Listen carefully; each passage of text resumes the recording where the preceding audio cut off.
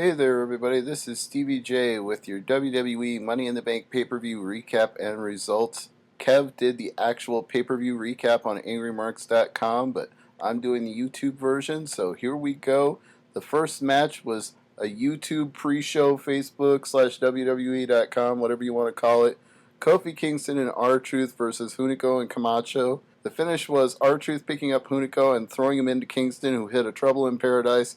Camacho runs in and Kingston feeds him to RTruth.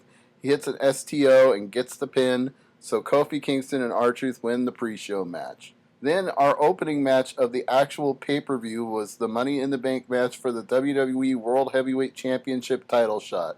The participants were Dolph Ziggler, Cody Rhodes, Santino Marella, Tyson Kidd, Damian Sandow, Sin Cara, Tensai, and Christian.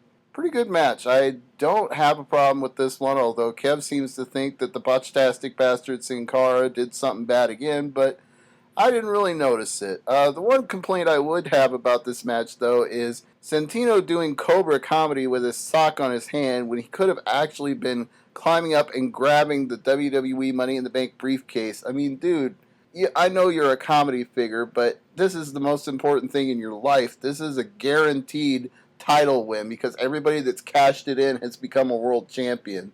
That's not a time to be screwing around and doing comedy with a stupid sock. So I was a little annoyed by that, but nevertheless, this was a good match, and the right guy won. It came down to Christian and Santino getting into a feud on the top of the ladder. Santino fell off. Christian reached up to get the briefcase, but Ziggler ran up as fast as he could and shoved Christian off.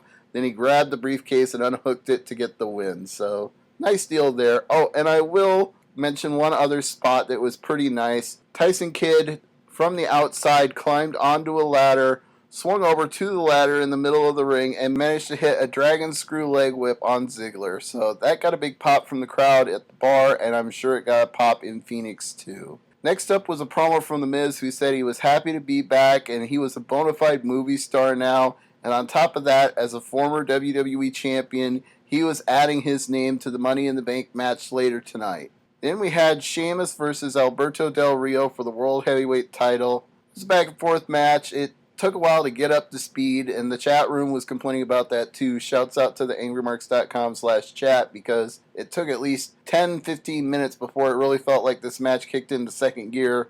But once they finally got it going, the finish was pretty darn good. Sheamus put Del Rio on his shoulders, but Del Rio fought him off and used the ropes to lean back and kick Sheamus right in the grill. Del Rio went for another boot, but Sheamus ducked it. Sheamus went for a brogue kick, but caught himself on the ropes when Del Rio got out of the way. He kicked Sheamus in the back and put him in the corner. Del Rio set up and charged to get an enziguri, but Sheamus ducked it, picked up Del Rio, and hit a white noise.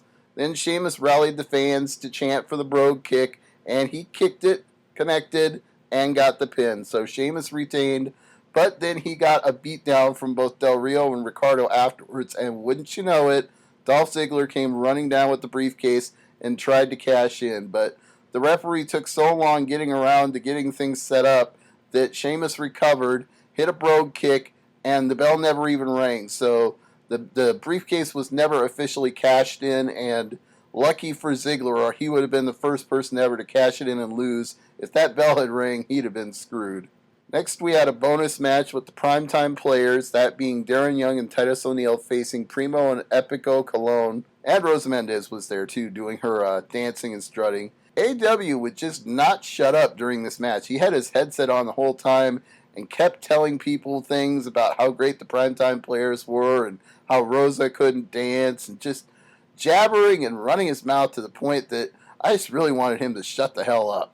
And this would actually lead to something later because RTruth and Kofi came out in a couple of suits. I guess they'd had time to clean up and freshen up from their pre-show match, and they sat down commentary to watch this unfold. And then we have the finish of the match, which is Darren Young landing in the ropes as Primo hits a leg drop into the back of his head, then slingshotting off the top rope, but Darren Young leaped up and drew him up, hitting him in the ribs. Young threw Primo into the corner. Primo pulled him over into a roll-up and got the 3 count, and Primo and Epico Colon won and got some revenge for AW screwing them. Then, to make matters even more clear that the babyfaces were triumphant, They all got into a bickering match outside of the ring in front of the announce table, and RTruth splashed a gigantic cup or bottle of water on Abraham Washington. Washington got pissed off and started to take off all his shit like he was going to go at him, but he got dragged away by the primetime players before things could go any further than they already had. Next up was the WWE Championship match, which late today was announced by the WWE Board of Directors to be no disqualifications.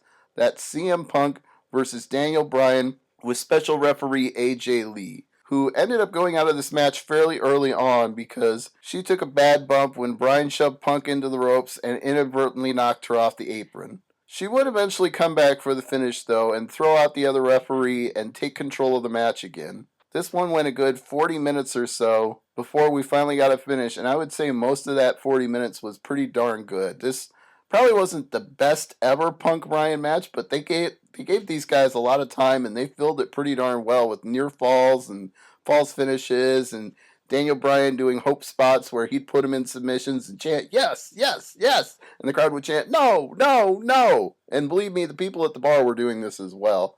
Finally, when it came time to be all said and done, we had a table involved that CM Punk had brought in at the request of the crowd.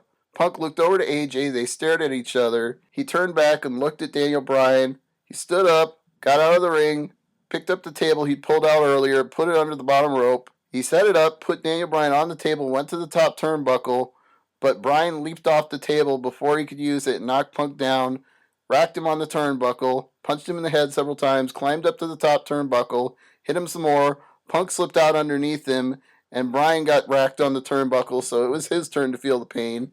Punk climbed up. Daniel was facing out toward the crowd. He was elbowing him, but then he was picked up and executed into a belly-to-back suplex with both men going through the table. Punk covered Bryan, hooked the leg, got the pin. AJ made a fair 1-2-3 count. She did not screw Punk, and then Punk went to celebrate in all the corners of the ring and just basically blew by her each time as he was going from one corner to the next. So they didn't really resolve the conflict here. It's probably going to continue on Raw tomorrow with AJ making some sort of pronouncement whether she loves or hates Punk. We'll see. But for everybody who thought AJ would screw Punk here and his title reign would end, sorry, that didn't happen. Then to fill some time, we got another bonus match. Ryback versus Kurt Hawkins and Tyler Rex. The less said about this, the better. He squashed them, yelled finish it, hit his fallaway slam with both men, covered, hooked the legs, 1-2-3, and begged to be fed some more. Then we had a 6-man, or should I say 6-woman tag to fill some more time with the Divas champion Layla El and her partners Caitlyn and Tamina versus the Glamazon, Natalya, and Eve Torres. And Kev called this a clusterfuck. I would not disagree with him about that. The finish was Tamina super kicking Beth, Layla hitting a swinging neck breaker, and then hooking the leg to get the pinfall. Glad they got that out of the way because it was time for the WWE Money in the Bank match for the WWE Championship contract shot. And this was Kane, Chris Jericho, Mike The Miz, The Big Show, and John Cena.